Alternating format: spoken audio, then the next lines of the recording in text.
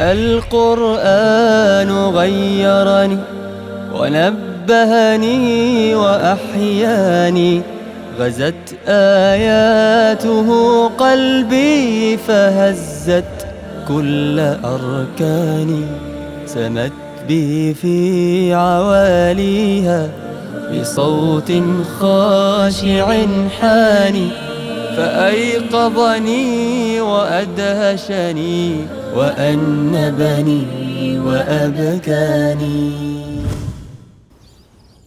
من القصص المؤثرة في القيام بين يدي الله، وأن القلب إذا صفى وتعلق بالله لم يمل من ذكر الله، وأنه مهما طال القيام والوقوف بين يدي الله إن كان القلب محبا لله فلا يمل ولا يتعب. ومرت بي قصة لأحد السلف الصالحين يحكي عنه مؤذن المسجد، يقول هذا الرجل قام بعد صلاة العشاء يصلي، فقرأ من سورة الزمر حتى وصل إلى قول الله تعالى: ولو أن للذين ظلموا ما في الأرض جميعا ومثله معه لافتدوا به من سوء العذاب يوم القيامة وبدا لهم من الله ما لم يكونوا يحتسبون. قال ثم جعل يكرر: وبدا لهم من الله ما لم يكونوا يحتسبون. قال فما زال يكرر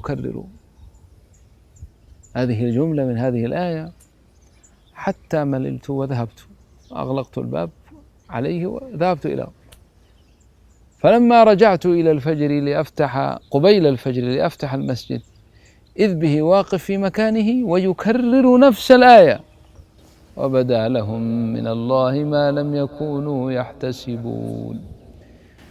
فيا أيها الأخ الكريم، هل استشعرت وأنت تقرأ هذه الآية معنى وبدا لهم من الله ما لم يكونوا يحتسبون؟ الله يقول عن هؤلاء الكفار: بدا لهم من الله ما لم يكن في حسبانهم، رأوا من غضب الله ومن أخذ الله ومن بطش الله ومن عدل الله ومن قوة الله ما لم يكن في حسبانهم.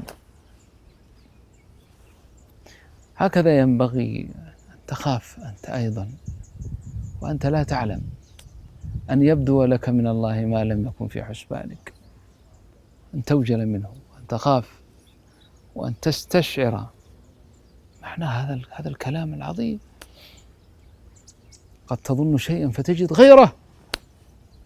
نعم، أمرنا بحسن الظن بربنا، فربنا أكرم الأكرمين وأرحم الراحمين، وإن شاء الله إذا لقيناه رحمنا وغفر لنا. لكن مع ذلك لا بد من الخوف ومن الوجل من أن يأتيك شيء لم يكن في حسبانك. أسأل الله أن يهديني وإياكم وأن يشرح صدورنا وإياكم بذكره وطاعته، إنه ولي ذلك والقادر عليه. صلى الله على سيدنا محمد وعلى آله وصحابته أجمعين.